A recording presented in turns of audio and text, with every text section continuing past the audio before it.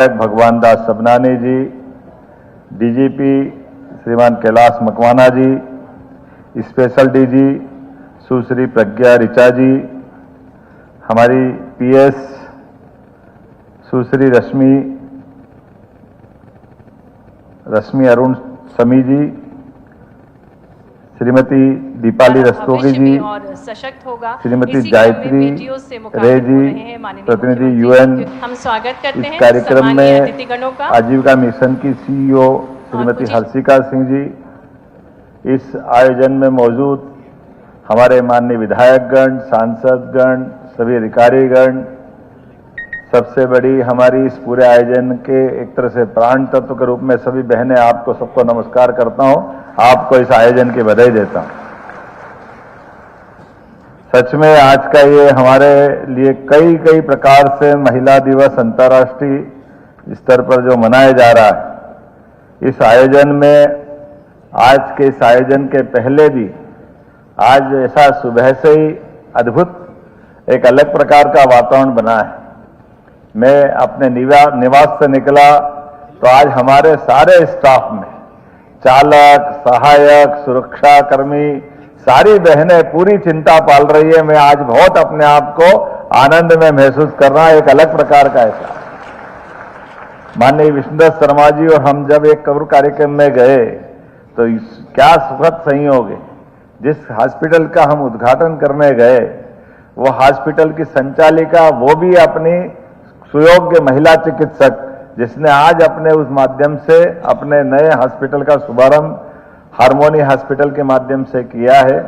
और मजे की बात यह है कि वो बहन जिसने टेस्ट ट्यूब बेबी का वो एक प्रमुख हॉस्पिटल का केंद्र माना जाएगा, तो आज मैंने उनको याद दिलाई कि हम उनके 51 बेड का हॉस्पिटल का शुभारंभ हुआ और उनके द्वारा टेस्ट ट्यूब बेबी के माध्यम से लगभग 5000 संतानों को सुख दिलवाया गया है, अलग अलग परिवार के माध्यम से।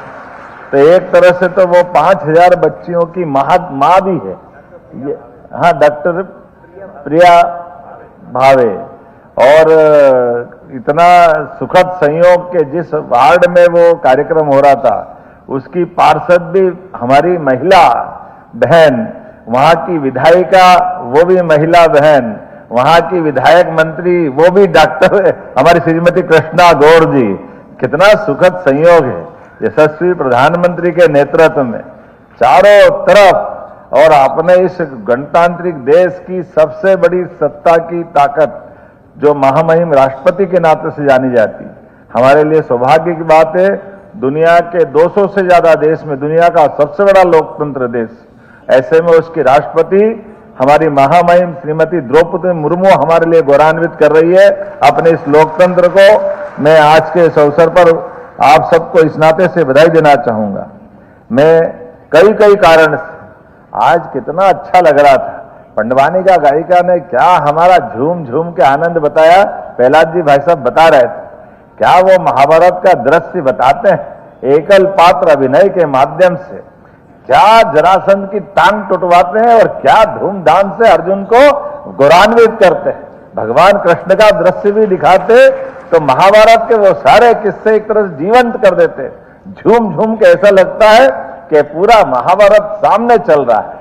और मजा तो तब आया, सुनीता चालू हुई, हमारी सहरिया परिवार की, क्या शिवपुर की बेटी। मैं तो उनका भाषण सुनता रह गया, ऐसा लगता है इसको कोई फिल्मों में अभिनय करवाना पड़ेगा। अपने भाव से भाव विभोर होकर के पतिदेव जो दारू पी के उनका वर्णन कर रही, एक लात उधर, एक सामान इधर।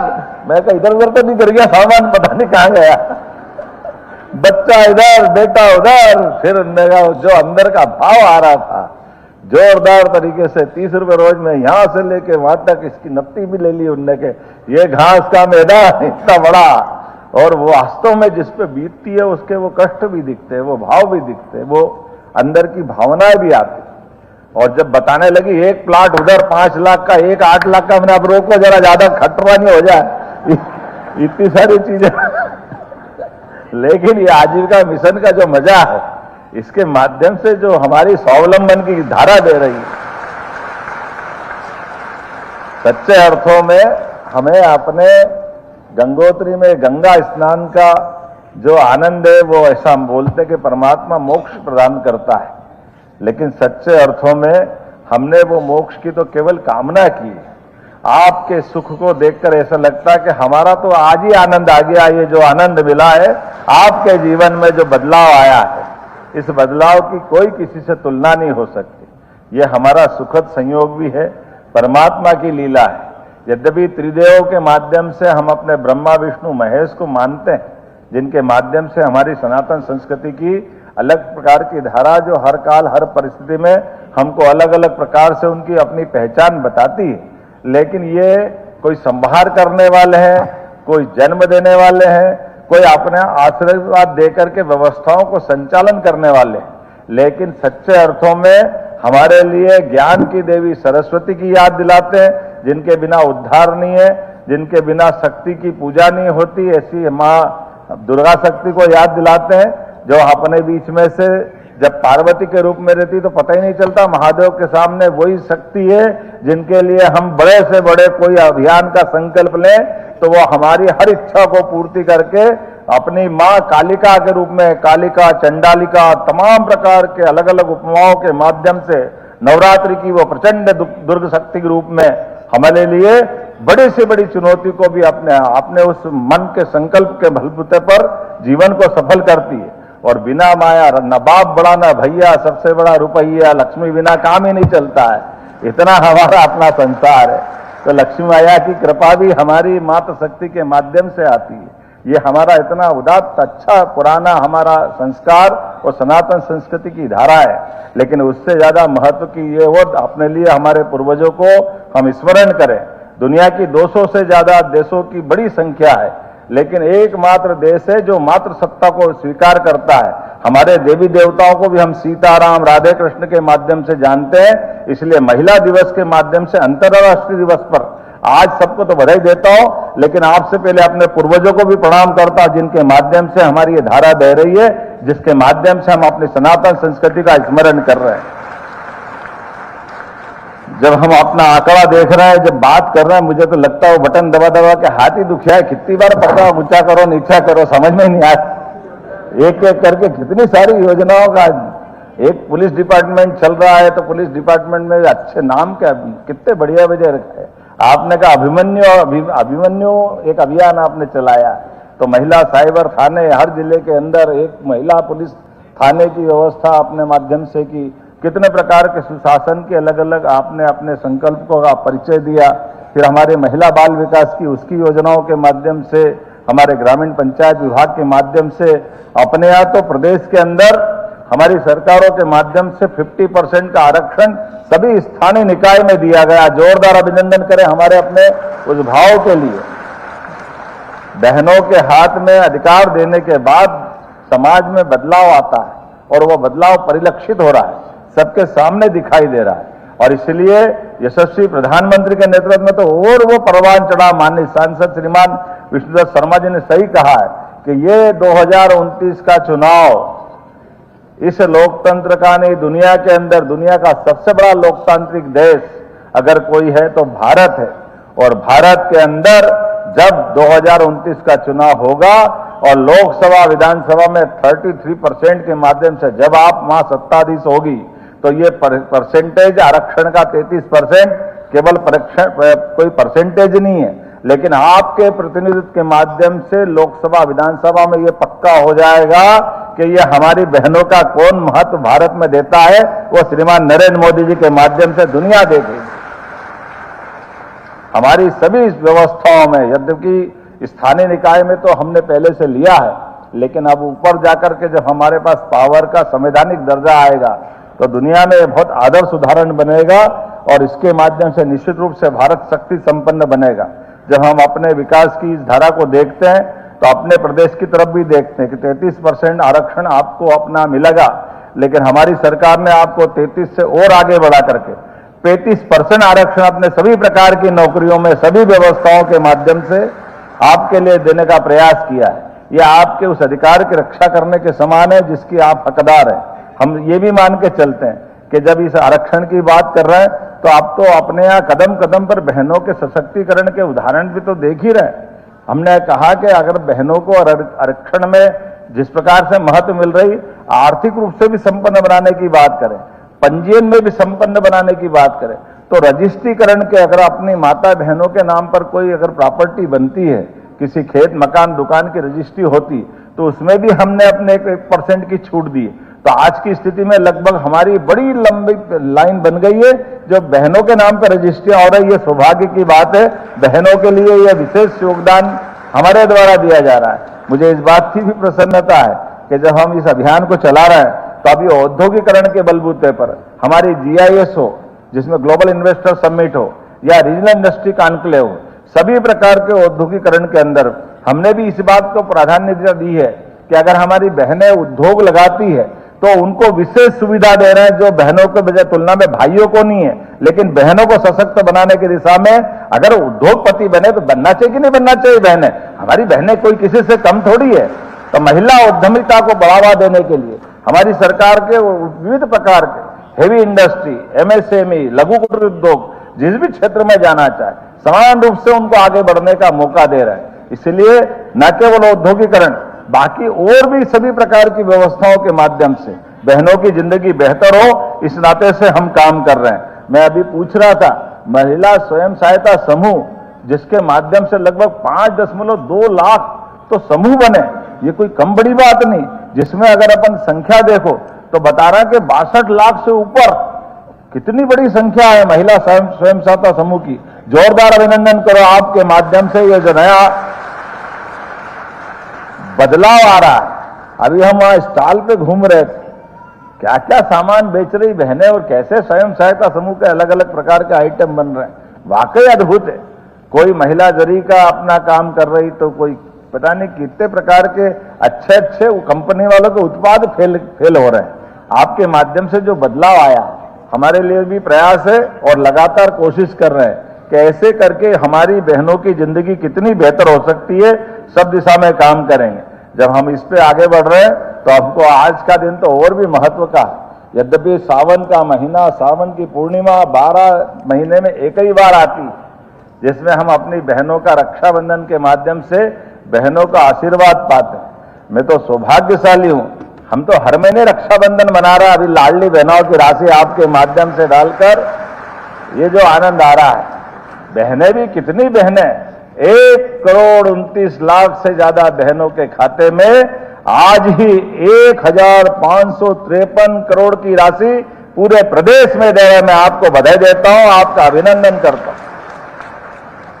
कई सारे हमारे विरोधी आज भी इस बात को, अरे डालेंगे कि नहीं डालेंगे, देंगे कि नहीं देंगे, पैसे ही नहीं है, इनके तो खजाने पे लोड पड़ रहा है, पता नहीं क्या क्या बोलते हैं। अरे तुम बोलते रहो, हमारी बहनों को हम पैसे देते रहेंगे। हमारी सरकार में इस भावना में कोई दिक्कत नहीं। आपने तो कभी दिया नहीं, आप देना चाहते भी नहीं। आप पता नहीं कितने प्रकार से हमारे बारे में जाने क्या क्या बोलते रहे, लेकिन हमने कहा कि हम तो भगवान सबका भला करे। तुम्हारी भावना ऐसी रहे तो तुम्हारी दरिद्री तुम्हारे पास रखो। तुम्हारे पास सरकार में रहते हुए कभी पैसे बहनों के लिए देने के थे नहीं, इसलिए आपने दिए नहीं। और जब अब देने का सिलसिला चल रहा है तो हमारी विचारधारा की पार्टियों का पूरे प्रदेश के बाद देश भर में स्वागत हो रहा है। जोरदार अभिनंदन चलाओ। जहां भी जिस क्षेत्र में जा रहा है, हर क्षेत्र में बहनों की नारी सशक्तिकरण की दिशा में जो अभियान चल रहा है, यह इसमें बहुत महत्वपूर्ण रोल अदा कर रहा है। मेरी अपनी ओर से प्रदेश भर में यशस्वी प्रधानमंत्री के माध्यम से भी आपको बधाई देना चाहूंगा और उम्मीद करूंगा कि जिस प्रकार से ये अभियान चल रहा है, कोई एक क्षेत्र हो तो बताओ। अभी प्रधानमंत्री उज्ज्वला गैस कनेक्शन योजना, जोरदार अभिनंदन करो यशस्वी प्रधानमंत्री का, कितनी सुंदर कल्पना है। बहनों को भी धुएं, धूल और तमाम प्रकार के लकड़ी काटने से लेकर के कई प्रकार के कष्टों से मुक्त कराते हुए जो उज्ज्वला गैस कनेक्शन की सौगात दी।